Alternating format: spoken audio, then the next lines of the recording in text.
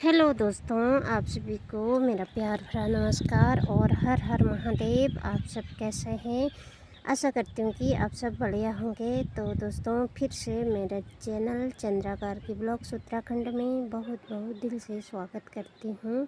आज मैं अपनी ब्लॉगिंग में बताने वाली हूँ माघी स्नान कब से शुरू और कब ख़त्म होने वाला है, और हम जैसी महिलाएं गृहस्थ में रहकर माघ स्नान किस तरीके से करें और इसका शास्त्रीय महत्व हमें क्या मिलेगा, वो सारी जानकारी आप तक शेयर कर रही हूँ। अगर ये वीडियो आपको अच्छा लगे तो ज़्यादा से ज़्यादा लाइक शेयर सब्सक्राइब कीजिएगा।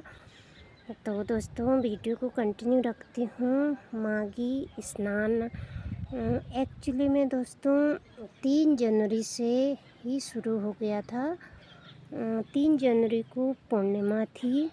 जो लोग माघ स्नान करना चाहते हैं वो लोग पूर्णिमा के दिन से ही माघ स्नानी का नियम अपना लेते हैं। माघ स्नान तारों की छाहों में ही होता है। सुबह ब्रह्म मुहूर्त में उठ के सबसे पहले आप लोग ना जो माघी स्नान करना चाहते हैं अपने घर के अंदर बाहर पूरा साफ़ सफाई कर लें। पर दोस्तों, गृहस्थ में रहकर ये सारी चीज़ें करना बहुत ज़्यादा कठिन होता है, क्योंकि अपने घर में बूढ़े बुजुर्ग होते हैं, कोई बच्चे होते हैं, छोटे बच्चे होते हैं। ईज़िली बनाना चाहिए कार्य को, ज़्यादा से ज़्यादा कठिन नहीं बनाना चाहिए। जो चीज़ मैं करती हूँ दोस्तों, वही चीज़ आप लोगों तक शेयर कर रही हूँ। मैं तो सुबह उठ के 5 बजे तो नॉर्मली उठ जाती हूँ। अगर मेरा ज़्यादा ही काम हो जाता है तो पहले भी उठ जाती हूँ। पर दोस्तों, मैंने नियम तो नहीं बना रखा है माघ स्नानी का, पर नॉर्मली मतलब मैं स्नान करती हूँ डेली और भगवान का नाम जप करती हूँ। जो चीज़ मैं करती हूँ आपको यही चीज़ें बता रही हूँ अपने वीडियो में। तो मैं तो सबसे पहले अपना नहाना धोना नित्य क्रम फ्रेश हो जाती हूँ। उसके बाद किचन में साफ़ सफाई करती हूँ और मंदिर में साफ़ सफाई करती हूँ। तो दोस्तों, जिन लोगों ने माघ स्नान का नियम धारण किया है वो लोग तो सुबह ब्रह्म मुहूर्त में उठ के तारों की छाहों में ही स्नान करते हैं, या फिर नदी, नाले, तालाब या फिर शुद्ध घाट में जाके अपना स्नान करते हैं। तो दोस्तों, अपना स्नान करने के बाद अपने मंदिर में जितने भी देवी देवताएं हैं उनको भी गंगा जल छिड़का के श्रद्धा भाव लेकर, स्नान का भाव लेकर उनको नहलाएं। फिर उनके आगे दिया बाती जलाएं। हाँ दोस्तों, तिल चढ़ाना काफ़ी ज़्यादा महत्व माना जाता है इस महीने में।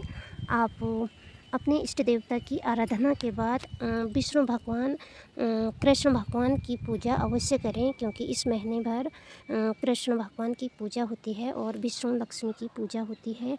आप चाहे तो घर में पंडित जी को बुला के पूजा पाठ भी करवा सकते हैं, क्योंकि ऐसा करने से पंडित जी को भी अपनी तरफ से थोड़ा दान दक्षिणा चले जाता है।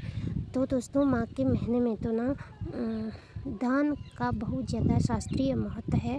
अगर हम लोग ऐसा करते हैं तो हम कई अपने किए गए पापों से मुक्त हो जाते हैं और हमें पुण्य फल की प्राप्ति होती है।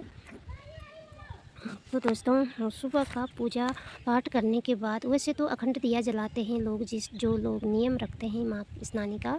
पर दोस्तों, नॉर्मली तरीके से मैं बताना चाहती हूँ।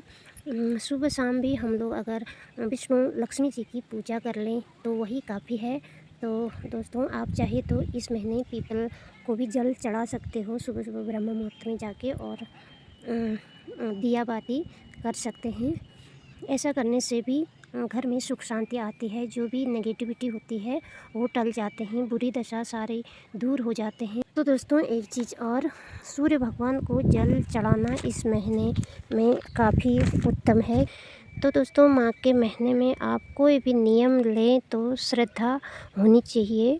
कहते हैं कि अगर मन से श्रद्धा से नहीं करोगे तो किसी भी नियम का फल आपको नहीं मिलता है। तो दोस्तों सेवा को सरल रखना, ज़्यादा मतलब कठिन मत रखना, बस श्रद्धा से इस प्रकार से माघ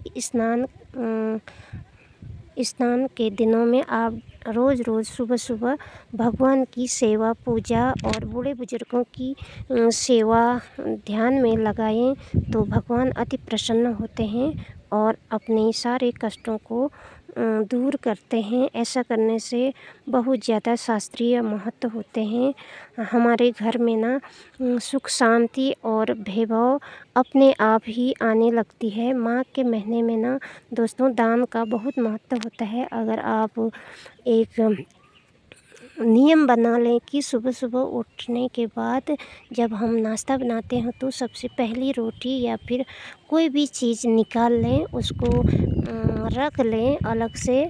महीने भर डेली ऐसे ही करके थोड़ा थोड़ा दान स्वरूप कुछ चीज़ें इकट्ठा कर लें, पैसे हो या कपड़ा या फिर खाने की चीज़। तो महीने भर ऐसे ही करते रहें। अगर ये महीना समाप्त हो जाता है तो किसी ज़रूरतमंद को ये चीज़ें दान में दे दें। ऐसा करने से हमारे ग्रह नक्षत्र का बैलेंस भी होता है और जो संकट साढ़े साती होती है वो टल जाते हैं, पितृ प्रसन्न होते हैं, देवी देवता प्रसन्न होते हैं। तो दोस्तों ये थी मेरी छोटी सी जानकारी। आशा है कि आप लोगों को ये वीडियो पसंद आई होगी। तो वीडियो यहीं तक रखते हूँ। जय देवभूमि उत्तराखंड।